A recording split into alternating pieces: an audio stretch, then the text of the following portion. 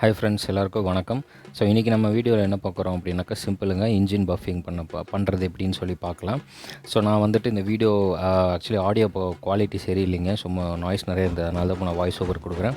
So இதில் வந்து எப்படி நான் பண்ணுறேன் அப்படின்னாக்கா, அந்த இன்ஜின் கேஸ் வந்து என்னோடய வண்டியில் இப்போ இந்த இன்டர்செப்டரில் பார்த்திங்கன்னா நம்ம அந்த செயின் ப்ரைமரி கவர் வந்து நம்மளால் கழட்ட முடியுது, அந்த ஸ்ப்ராக்கெட் இருக்கக்கூடிய ஏரியா கவர் கேஸ் வந்து கழட்ட முடியும்.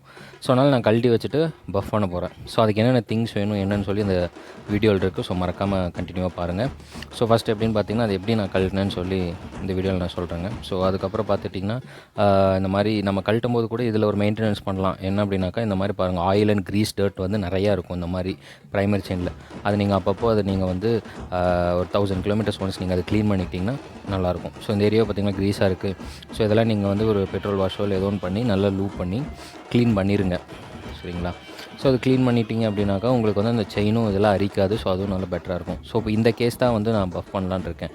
இந்த கேஸு, அதுக்கப்புறம் மேக்னெட்டோ கவர் தான் இந்த கேஸும், அதுக்கப்புறம் பின்னாடி அந்த சைடு இருக்கக்கூடிய கிளச் கவர் கேஸ் எல்லாத்தையும் நான் வந்துட்டு பஃப் பண்ண போகிறேன். ஸோ அது பஃப் பண்ணுறது எப்படி என்னன்னு சொல்லிவிட்டு திங்ஸ் என்னென்னு சொல்லிவிட்டு நம்ம பார்க்கலாம்.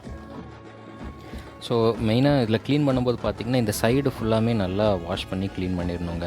நம்ம வந்து டீசல் ஊற்றலாம், அப்படி இல்லைனாக்கா நீங்கள் இந்த இதுக்குன்னே தனியாக ஸ்ப்ரேஸ் எல்லாம் இருக்குது, ரஸ்ட்டு ஸ்ப்ரே அதெல்லாமே இருக்கும். ஸோ அதெல்லாம் ஸ்ப்ரே பண்ணி கூட நீங்கள் நல்லா க்ளீன் பண்ணி வச்சுக்கலாம். ஸோ அதுக்கப்புறம் இந்த கேஸ் நல்லா பார்த்துக்கோங்க. இப்போ எப்படி இருக்குதுன்னு சொல்லி பாருங்கள், நான் கம்பேரிசன் வைக்கிறேன். ஸோ இதை வந்து பஃப் பண்ணதுக்கப்புறம் எப்படி இருக்குதுன்னு சொல்லி பார்க்கலாம். ஸோ ஃபஸ்ட்டு திங்ஸ் என்னென்னு சொல்லி பார்க்கலாங்க. இந்த மாதிரி 2 காம்பவுண்ட் இருக்குதுங்க. இது வந்து ரப்பிங் காம்பவுண்ட் சொல்லி கடையிலே சொல்லுவாங்க. இந்த ரப்பிங் காம்பவுண்டை வந்து நீங்கள் யூஸ் பண்ணி பார்த்துக்கலாம். இது நான் யூஸ்ஃபுல்லாக இருக்கும். ரொம்ப ரேட்டும் கம்மியாக தாங்க இருக்கும். ஆக்சுவலி இந்த காம்பவுண்டு வந்து பார்த்திங்கன்னா, நான் 2 இயர்ஸ்க்கு முன்னாடி வாங்கினேங்க, ரப்பிங் காம்பவுண்ட் சொல்லிட்டு. அது ஒரு பார், இதில் 2 பார் இருக்கு இல்லைங்களா, ஒரு பாரோட ரேட் பார்த்திங்கன்னா ₹70, இது இன்னொரு பார் வந்து ₹50 அந்த மாதிரி தான் இருக்கும். ரொம்ப சீப்பு தான். இது என்ன பர்பஸ்ன்னு பார்த்திங்கன்னா, அதில் ஒவ்வொரு கேட்டகரி இருக்குதுங்க. அந்த கிரேடிங் சொல்லுவாங்க, அதாவது எந்த அளவுக்கு அது நல்லா தேய்க்கும் அந்த சர்ஃபேஸ் அப்படின்ட்டு. க்ரீன் கலர்னால் கொஞ்சம் நல்லா ஹெவியாக தேய்க்கும்னு சொன்னாங்க எனக்கு. இந்த ஒயிட் கலர் தான் கடைசியாக நீங்கள் ஃபைனல் பாலிஷ் பண்ணும்போது இது போடுங்கன்னு சொன்னாங்க. ஆனால் என்னை கேட்டால் நீங்கள் ஏதோ ஒன்று வாங்கினீங்கன்னா கூட போதுங்க. அதான் ஃபார் எக்ஸாம்பிள் ஒயிட் வாங்கிட்டிங்கன்னா பெட்டர். ஒயிட் வந்து என்னென்னா நல்லாவே ஸ்மூத்தாக உங்களுக்கு பாலிஷ் பண்ணி கொடுக்கும்.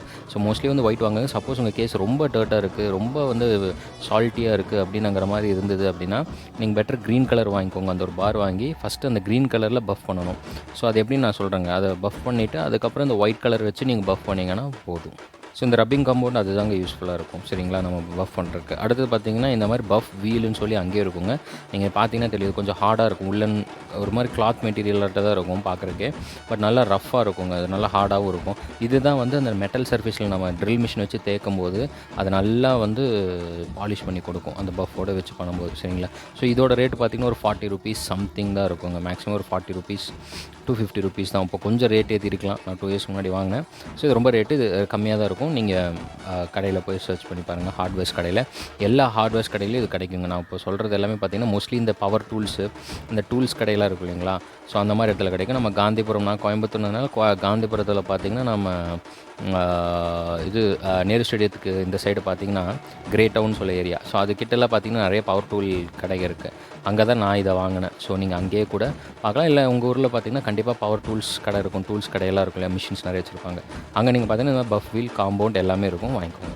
ஸோ நெக்ஸ்ட்டு பார்த்திங்கன்னா, இந்த போல்ட் அண்ட் நட்டு இருக்கு இல்லைங்களா, இது ஒன்று வாங்கிக்கோங்க. எதுக்கு அப்படின்னா, அந்த பஃப் வீல் இருக்கு இல்லைங்களா, அதில் இந்த போல்ட்டு வாஷர் எல்லாம் வச்சு நம்ம வந்துட்டு ட்ரில் மிஷினில் மாட்டுறோம். ஏன்னா ட்ரில் மிஷின் தானே ட்ரைவ் பண்ண போகுது. ஸோ அதை வந்து அந்த பஃப் வீலில் மாட்டணும் இல்லைங்களா. ஸோ அதை கனெக்ட் பண்ணுறதுக்கு தான் இந்த ஒரு பெரிய போல்ட்டும் 2 வாஷர் இருந்தால் போதும், ஒரு நட்டு போதுங்க, சரிங்களா. சரி, அடுத்தது இது நான் வாங்கியிருக்கேங்க. ஆக்சுவலி நீங்கள் அது பார்த்தீங்கன்னா தெரியுது, என்னோடய திக்கு தான். ஸோ பார்த்தீங்கன்னா ஒரு வாஷரும் ஒரு நட்டும் அந்த போல்ட்டோட த்ரெட் இருக்கு இல்லைங்களா, அந்த இடத்துல வெளி பக்கத்தில் டைட் பண்ணிக்கணும். ஸோ இந்த த்ரெட் ஏரியா இருக்கு இல்லைங்களா, அந்த போல்ட்டு வெளியே இருக்கு இல்லையா, அந்த த்ரெட் ஏரியாவில் தான் ட்ரில் மிஷின் வந்து நம்ம டைட் பண்ணிக்கலாம், சரிங்களா. ஸோ உள் பக்கத்துலேயும் பார்த்தீங்கன்னா இந்த மாதிரி ஒரு வாஷர் நட்டு போட்டுட்டோம்னா, அந்த வாஷர் போட்டுக்கிட்டோம்னா நகராது. ஸோ அந்த மாதிரி இந்த மாதிரி செட் பண்ணி, இது ஆல்ரெடி நான் பஃப் பண்ணனால தான் ஃபுல்லாக ப்ரௌனாக இருக்குது பார்த்தீங்களா. இந்த மாதிரி தான் இருக்கும் பஃப் பண்ணதுக்கப்புறம். அந்த வீலே கலரே மாறிடும்னு வைங்களேன். ஸோ இந்த வீடியோவில் பார்த்தீங்கன்னா தெரியும், நான் கொஞ்சம் ஃபுல்லாகவே உங்களுக்கு காமிச்சிருக்கேன் எப்படின்ட்டு. ஸோ இந்த மாதிரி ஒரு போல்ட் எடுத்து 2 பக்கம் வாஷர் ஒரு பக்கம் நட்டு போட்டு நல்லா டைட் பண்ணிக்கோங்க. இது ஸ்பேனர் வச்சு டைட் பண்ணிக்கோங்க. இன்னொன்று இந்த போல்ட்டோட ஹெட்டு பார்த்தீங்கன்னா நல்லா உள்ளே இருக்கிறனால இன்ஜின் கேஸில் படும்போது இந்த மெட்டல் டு மெட்டல் ஸ்க்ராட்ச் எல்லாம் ஆகாது. அந்த பயம்லாம் ஒன்றும் தேவையே இல்லைங்க. ஆனால் உள்ளே டெப்த்தாக தான் இருக்குது. சரிங்களா? ஸோ இப்போ வந்து பார்த்திங்கன்னா நல்லாவே தெரியும் நம்ம வீடியோவில் எப்படி பஃப் பண்ண, அதாவது ட்ரில் மிஷின் வச்சு பண்ணுங்க. ஸோ அந்த வீடியோ தான் நான் உங்களுக்கு காட்டுறேன். எந்தளவுக்கு இப்போ க்ளீனாக இருக்குது பார்த்தீங்களா? முன்னே இருந்தது எப்படி, இதுக்கப்புறம் இப்போ நீங்கள் பார்க்குறது எப்படி இருக்குது பார்த்தீங்களா? அந்த கீரோட ராடு கூட நம்மளுக்கு அந்த மெட்டல் சர்ஃபேஸில் அழகாக தெரியுது பார்த்தீங்களா? அதுக்கப்புறம் இது பாருங்கள், ஃபுல்லாக பஃப் பண்ணணுன்னு எவ்வளோ க்ளீனாக இருக்குது. அதே மாதிரி கிளச் சைடும் நான் வந்து ஃபுல்லாக க்ளீன் பஃப் பண்ணேன். ஸோ எனக்கு பார்த்தீங்கன்னா கிட்டத்தட்ட 3 hours ஆச்சுங்க. அந்த 3 hours ப்ராசஸ் ஆச்சு எனக்கு. உண்மையாலுமே உங்களுக்கும் கண்டிப்பாக ஆகும். பட் இது நீங்கள் பண்ணிங்கன்னா இது நீங்களாக பண்ணும்போது உங்களுக்கு ஒரு சாட்டிஸ்ஃபைடாக இருக்கும் இல்லைங்களா? பாருங்கள், நான் வெளிச்சத்தில் இப்போ நான் டே டைமில் எடுத்த ஃபோட்டோ இது ஒன்றும். அதே மாதிரி கிளச் கேஸும் பார்த்துருங்க. பாருங்கள் எவ்வளோ பளிச்சுன்னு இருக்குது. நான் ஃபோட்டோ எடுக்கிறது என்ன, ஏன்னா நானே என்னை பார்க்க முடியுது அதில். ஸோ இந்தளவுக்கு க்ளீனாக பண்ண முடியும்.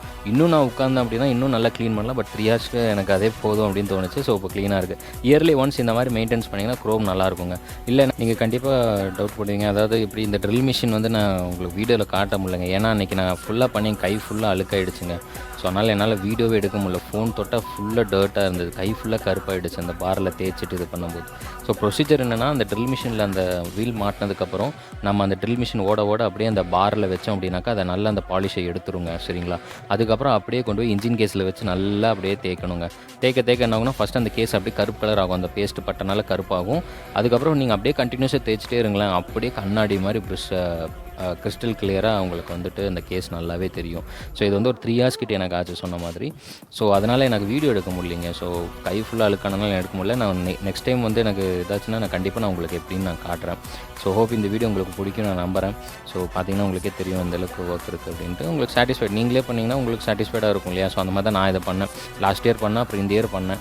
சரி வீடியோ எடுத்து பண்ணலாம் அப்படின்னு சொல்லி உங்களுக்கு என்னால் முடிஞ்சது காமிச்சேன். நெக்ஸ்ட் டைம் வேணால் நான் உங்களுக்கு ரன் பண்ணி காட்டுறேன் அது எப்படின்னு சொல்லிட்டு. ஸோ ஐ ஹோப் இந்த வீடியோ உங்களுக்கு பிடிக்கும் நான் நம்புகிறேன். ஸோ தேங்க்யூ ஃபார் வாட்சிங். Keep supporting me. விச்சு 650 சப்ஸ்கிரைப் பண்ணுங்கள்.